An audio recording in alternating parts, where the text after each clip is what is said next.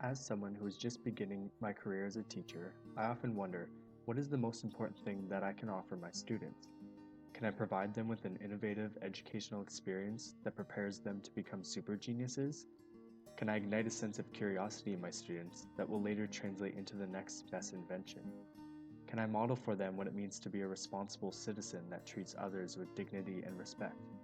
Perhaps, but none of this is possible unless I first create a safe, supportive, and healthy learning environment for each and every one of my students. I believe that creating a positive, safe, and supportive classroom environment is one of the most important aspects of teaching. The one thing that I can guarantee for my students is an environment in which they feel safe. As we all know, not all students have a stable home life. Students want to feel comfortable to express themselves freely and not have to fear rejection by their peers or their teacher. This not only benefits their self-image, but allows them to take academic risks, which enhances their overall learning. The way that I view a safe, supportive, and healthy learning environment is like a family. You may not have chose your siblings, your classmates, or your parents, which is your teacher, but you are all in this family together.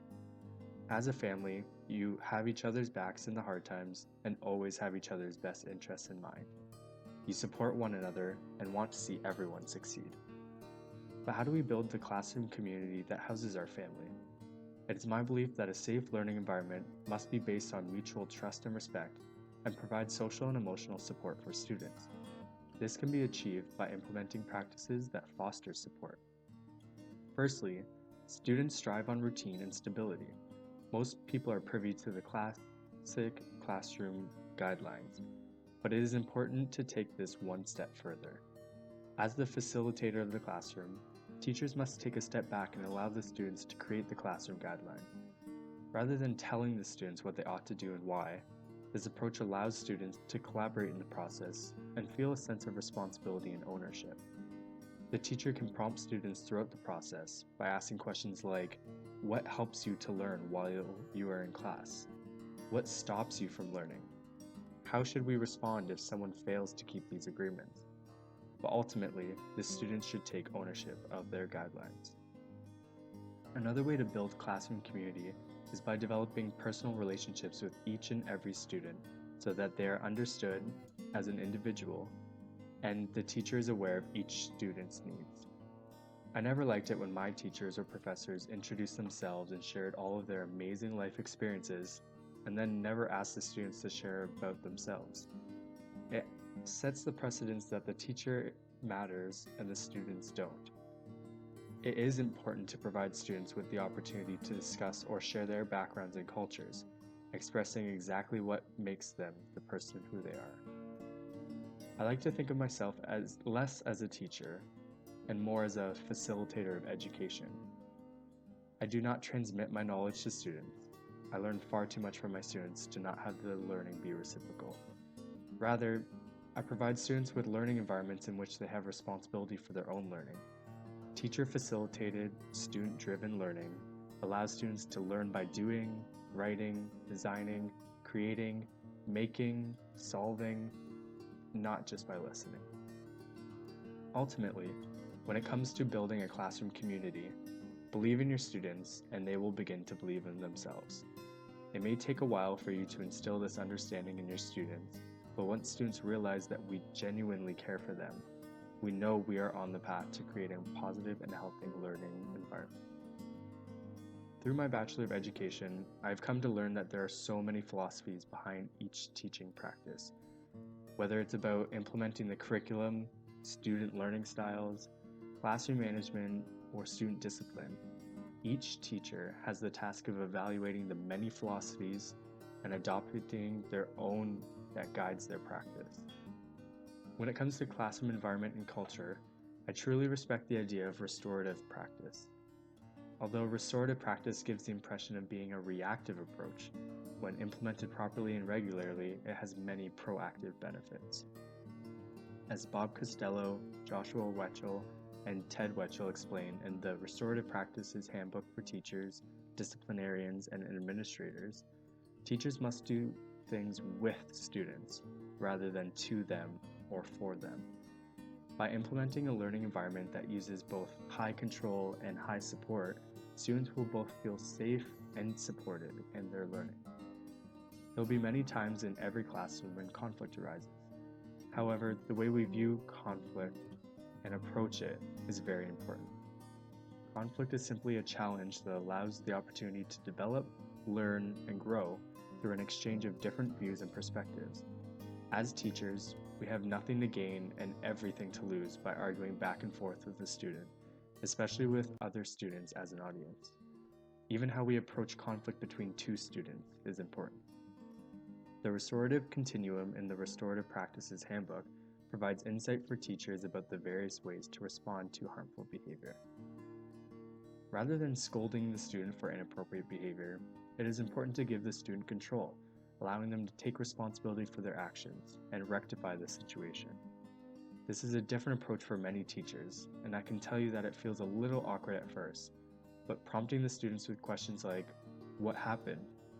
Who has been affected by what you have done? And what do you think you need to do to make things right?"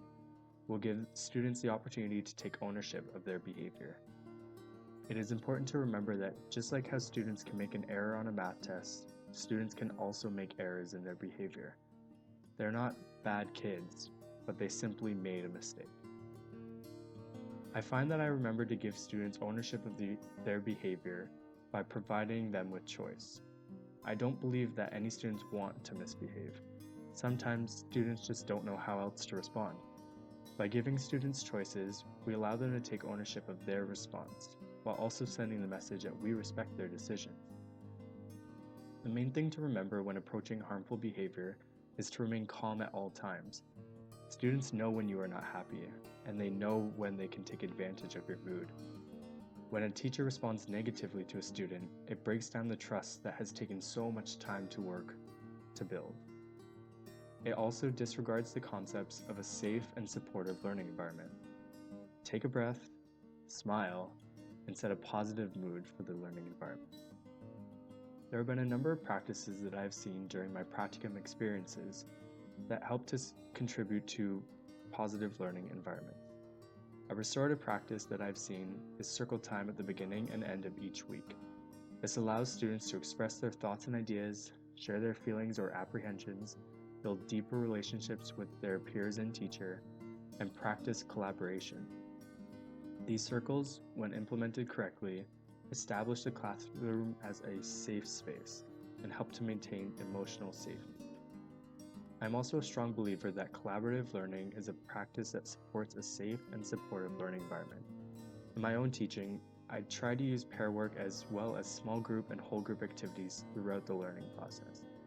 It is important to start this during the first week of school to help students get acquainted with one another and provide opportunities to form connections with students that they don't interact with as frequently inside or outside the classroom.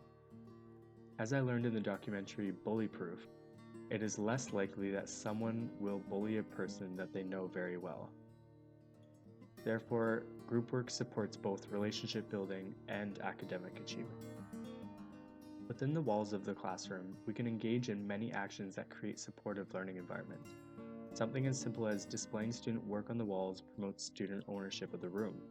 When students look around and see their work and achievements, they feel comfortable and proud to be where they are. As I've said before, circle activities promote that everyone is equal and valued, and that we are all able to express feelings or solve problems. Circle guidelines such as talking stick and the right to pass instill a greater sense of safety. When students need time to themselves to self-regulate, a predetermined safe space can provide that extra sense of safety. School itself can contribute to the overall essence of positivity.